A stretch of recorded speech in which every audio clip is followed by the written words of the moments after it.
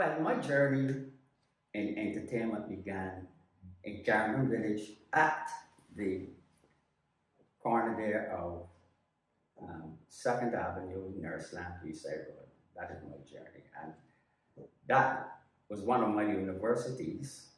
Then we began there. I began there with a guy, the late Llewellyn Jigsburton. We used to sing together in a group called the Starlighters. And people from all across the Gully Hill would hear us singing.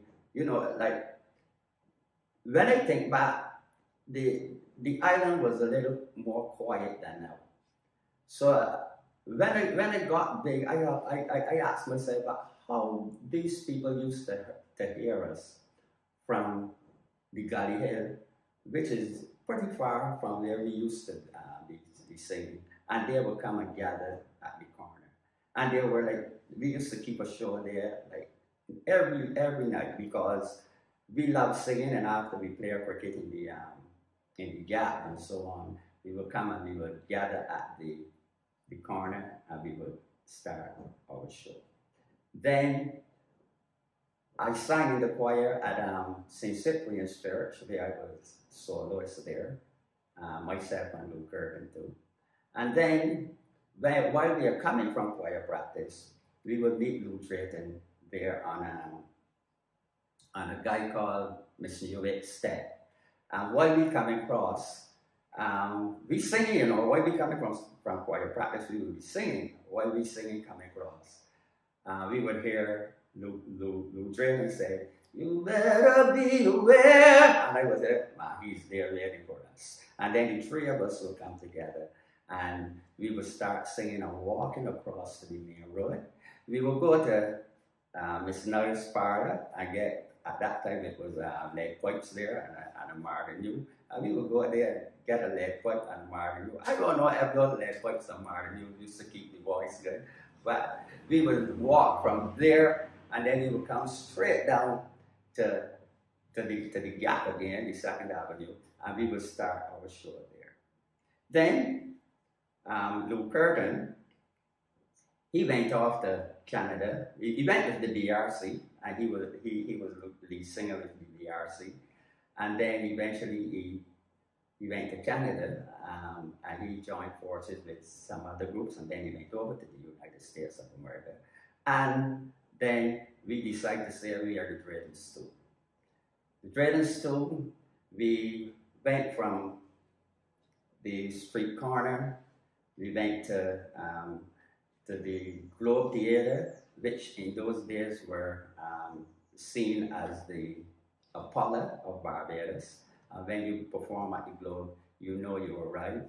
And we went from the Apollo, then we went all through the Caribbean, nearly every Caribbean island we touched. And then we went out of the Caribbean, United States, Canada. We went, touched certain places in the world, you know. So that was our journey. Then we came back and we did a lot of records, because by that time now we became popular, and we were one of the world's West Indian records biggest sellers. You know, the Draytons Two were one of the biggest sellers at the world, and local music, because world used to press for the Caribbean too. World, don't get tired. World used to be one of the biggest record companies in the Caribbean. A matter of fact, at that time, I think it was the only record company in the Caribbean. And people from Jamaica used to come here, Trinidad used to come here, all over the Caribbean used to come here to get their songs pressed. So we decided then to give us the contracts and so on, you know, and we decided then to just work for World. We were providing World with music. We did a lot of covers, though, because in that time, a lot of people did not used to write. We didn't used to write our own music. We did a lot of covers there, and then we start writing our own music and putting it out. Then we were the first some of the first artists from Barbados to go up to labor there in America, in New York. And we started, a matter of fact, we are the people who really were the first people that went up there and performed with Ainsley Alder and so on. And we went with Earl Harris, and we toured all over the place. Name it, we went in. Then the Draytons Two dissolved, and it was me here now that I said that I didn't want to go to go away to America, to USA, because I have my family here, and so I had to make a choice. If I have to go to USA and live where all of my family too, my other family too, but my wife and my children were here. So I said, listen, my wife, she probably didn't interested in going to be there. So I said I would stay here and I would and do what I have to do. So I kept on with the Spouge music. I formed my own band, the Draytons Boys, I formed my own band and took Spouge music then to the people that did the tourists, because even though you're popular, it don't mean that people in England, some people, tourists in England that coming down here would hear of it, you know. So I decided to take it into the hotel industry, and I saw that they're eating it up, you know me, they love it. So I said, well, we have to be more of a Spouge band in order for me to push this music. Then I began to, I represented Barbados at Carifesta. I started to make my tours through the Caribbean. I went to Guyana and so on. Went up to United States of America. Start doing my little traveling solo, you know, and that came off. That was very good.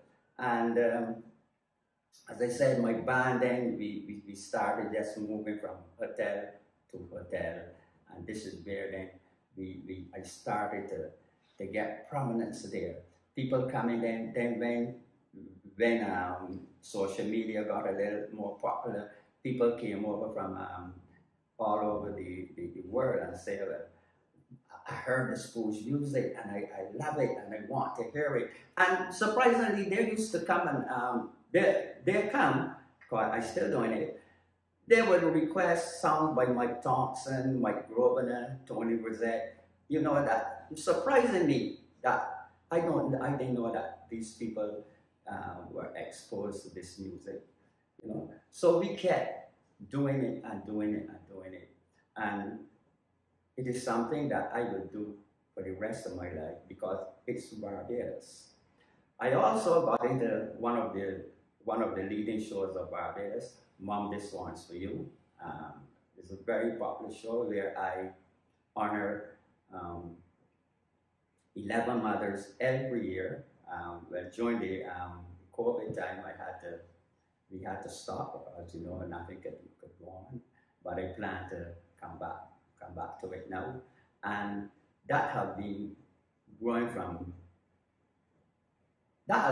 growing leaps and bounds. It took off so great that we had to keep doing it. Then we pay attention to what we want to do in this entertainment field. You know, I go around to the community and I train, I share my talent with in the community. I work with Tyrone Trotman. You know, he's one of Barbados' leading dance tutors, and I work with him, going around and singing to the drums, putting the Spouge music then to only drums, and doing our cultural presentations, and keep on doing things in Barbados, because Barbados need the experienced musicians to share their talents in the community. You know, one of the things that I would like to see is that community spirit comes back, where entertainers could go in again and share their talent, train the young people the right way to do things where entertainment is concerned. And I also forgot to mention my school, St. Leonard's Boys School, who produced some of the greatest artists in Barbados. You know, I also not forgot, but I cannot forget that. Under the tambourine tree, we used to sing every day at school at lunchtime. And this is what gave me the confidence and the ability to do what I did in music in Barbados.